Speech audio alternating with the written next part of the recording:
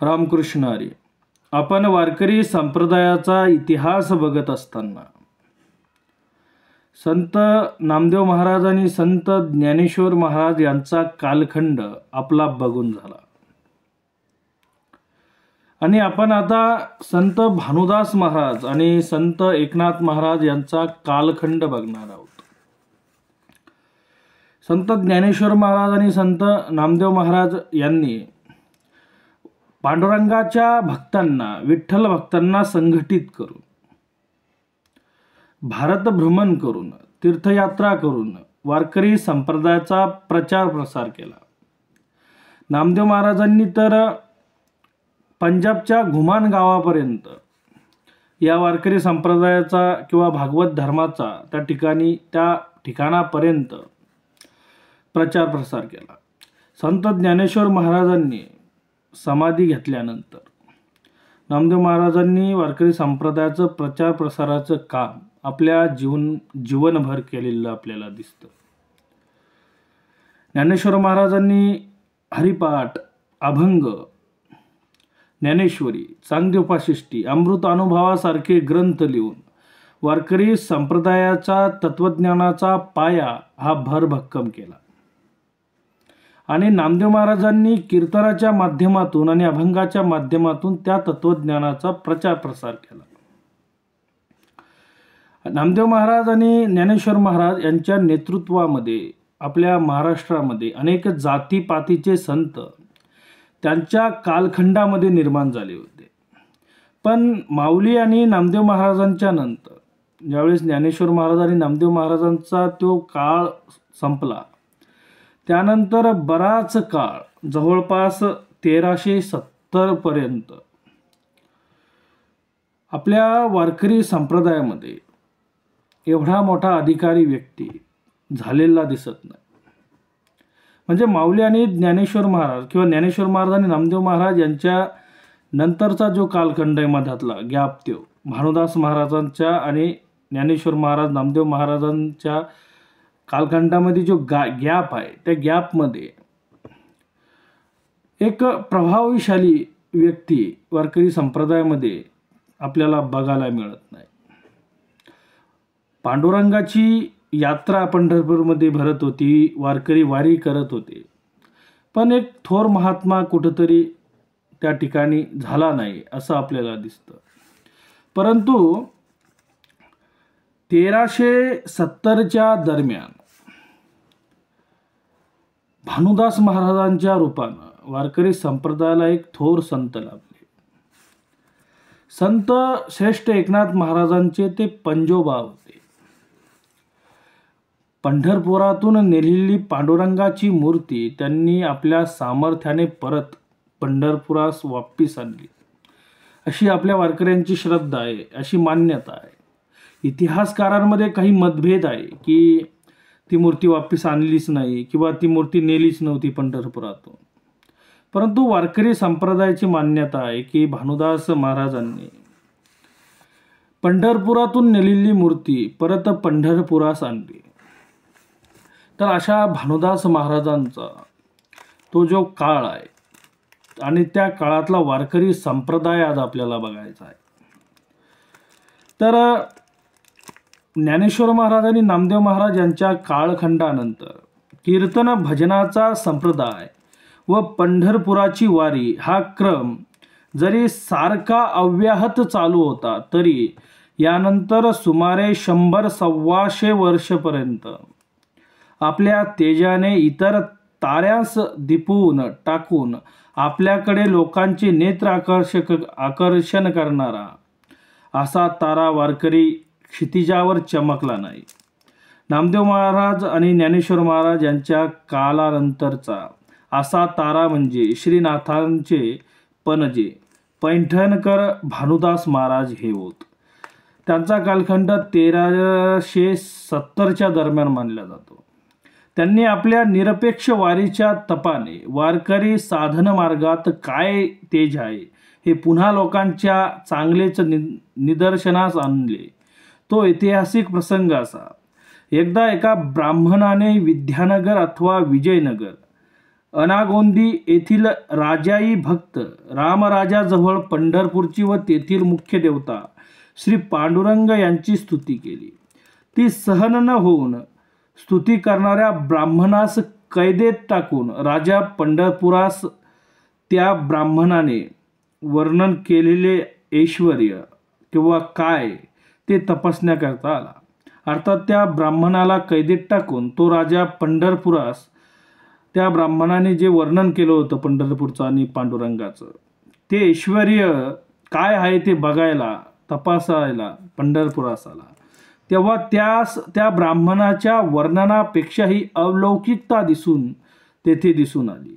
तेव्हा समर्थ असल्यामुळे तो राजा असल्यामुळे त्याने श्री विठ्ठलाची मूर्ती उचलून अनागोंदीस नेली व आपल्या पूजेकरिता स्वतंत्र मंदिर बांधून त्यात ती मूर्ती ठेवली. पुढे आषाढी एकादशीला यात्रा जमली व पाहतात तो देवळात मूर्ती नाही. ज्यावेळेस वारकरी पंढरपूरला पांडुरंगाच्या दर्शनासाठी गेले आषाढीला त्यावेळेस त्या ठिकाणी मूर्ती त्यांना दिसली नाही. मात्र ती मूर्ती अनागोंदीस नेल्याचे कळून आले. तेव्हा भानुदास महाराजांनी चाचरणाऱ्या घाबरणाऱ्या भक्तास आश्वासन देऊन सांगितले की मी मूर्ती घेऊन येतो, तुम्ही बसा. यानंतर ते जे निघाले ते थेट विजयनगराच्या बाहेर तुंगभद्रेच्या काठी येऊन पोचले. रात्र पडल्यावर देवाच्या दर्शनास गेले असता भगवंतांनी आपल्या गळ्यात असलेल्या रत्नाचा हार त्यांच्या गळ्यात घातला व पंढरपुरास दुसऱ्या दिवशी येण्याचे कबूल केले. दुसरे दिवशी सकाळी देवाच्या गळ्यातील हा रत्नांचा हार कड्या कुलपातून चोरीस गेला असे आढळून आले. शोध करिता तो हार भानुदासांच्या गळ्यात दिसून आला. लगेच त्यास कैद करून त्यांचा इन्साफ करून त्यास सुळावर देण्याची शिक्षा सांगण्यात आली. सुळावर जाण्यापूर्वी एकदा भगवंताच्या दर्शनाची परवानगी असावी असे त्यांनी सांगितल्यावरून त्यांना ती देण्यात आली. वाटेत दर्शनाला गेले असता त्यांनी देवासमोर केलेले हृदयास पाजर फुटणारे असे त्यांचे अभंग प्रसिद्ध आहे. जरी हे आकाश वर पडो पाहे ब्रह्म गोळ भंगादाय, वडवानळ त्रिभुवन खाये तरी तुझीच वाट पाहे गा विठोबा, न करी अनेकांचा पांगिला नामधारक तुझाची अंकिला. पुढे अशी करुण भाकीत असता पांडुरंगाच्या पुढे अशी करुणा भाकीत असता हे अभंग म्हणत असता शिपायांनी त्यांना सुळापाशी ओढून नेले. तो चमत्कार असा झाला की सुळास पाने फुटली. ही बातमी राजाच्या कानी पडल्यावर राजा स्वतः तेथे आला व भानुदास महाराजांचा आदर सत्कार करून मूर्ती परत घेऊन जाण्यास परवानगी दिली व भानुदास महाराजांनी ती मूर्ती परत पंढरपुरास आणली. ही मूर्ती अनागोंदीहून भानुदास महाराजांनी आणल्याची हकीकत प्रसिद्ध आहे. त्याबाबत इतिहास संशोधकांमध्ये वेगवेगळी मते सध्या आढळून येतात. कित्येकांच्या मते अनागोंदीस पंढरपूरहून जी मूर्ती नेली ती परत आणलीच नाही, ती तेथेच ठेवली गेली व पंढरपुरात दुसरीच मूर्ती बसवली. पण कित्येकांच्या मते पंढरपुराची मूर्ती अनागोंदीस नेलीच गेली नाही, म्हणजे ती पंढरपूरची मूर्ती अनागोंदीस नेलीच नाही. सर्वच अनुमाने आहेत. नवीन संशोधनामध्ये अजून निश्चित काहीच ठरले नाही. म्हणून जुने लोक सांगत आलेली व वारकऱ्यास मान्य असलेली हकीकत आपण बघितली. ती म्हणजे भानुदास महाराजांनी अनागोंदीस या ठिकाणावरून पांडुरंगाची मूर्ती परत पंढरपुरास आणली. श्री ज्ञानदेवानंतर तुकाराम महाराजांपर्यंत वारकरी पंथास चालना देऊन तो सुसंघटित करण्याचा प्रयत्न कोणीच केला नाही. असले अविचारित विधान गॅजेटियरमध्ये सापडते. वास्तविक असा प्रयत्न थोड्या प्रमाणात भानुदास महाराजांच्या नंतर 2 पिढ्यांनी श्री तुकाराम महाराज यांच्या अव्यवहित पूर्वी काळीत झाला व तो भानुदासांचे पणतू श्री एकनाथ महाराज पैठणकर यांनी केला.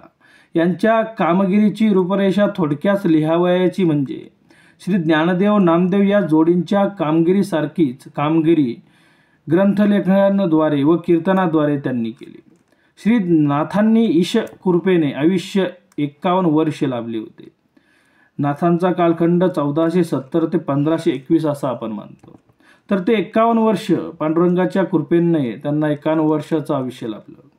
परमात्म कृपा ही गृहव्यवस्थेचा भार अंगावर पडण्यापूर्वीच श्री जनार्दन स्वामी यांच्याद्वारे लाभली होती.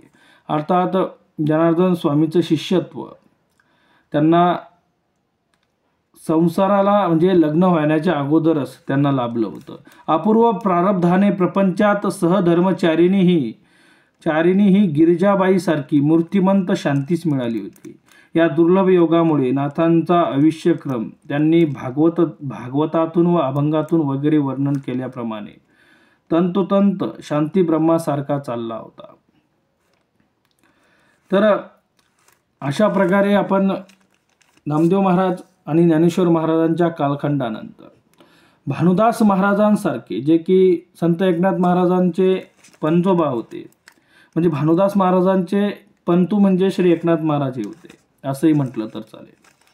तर भानुदास महाराजांसारखं एक तेजस्वी नेतृत्व नामदेव महाराज आणि ज्ञानेश्वर महाराज यांच्यानंतर वारकरी संप्रदायाला लाभलं आणि त्यांनी महाराष्ट्रातून बाहेर गेलेली ही पांडुरंगाची मूर्ती परत महाराष्ट्रात आणली आणि या महाराष्ट्र धर्माला, भागवत धर्माला, वारकरी पंथाला किंवा वारकरी संप्रदायाला एक नवीन संदेश दिला आणि एक पुन्हा त्या संप्रदायाला एक संघटित करण्याचा त्यांनी प्रयत्न केला. आणि त्यानंतर त्यांचे पंतू एकनाथ महाराजांनी तर अनेक साहित्य निर्माण करून आपल्या मराठी साहित्यात आणि संत साहित्यात खूप मोठी भर घातली आणि कीर्तन प्रवचनाच्या मार्फत सुद्धा त्यांनीही वारकरी संप्रदायाचं कार्य त्या ठिकाणी केलेलं दिसतं. तर एकनाथ महाराजांचं कार्य काय आहे हे आपण येणाऱ्या पुढील भागात बघणार आहोत. तर पुढील भागात नक्कीच भेटू. रामकृष्ण हरी. धन्यवाद.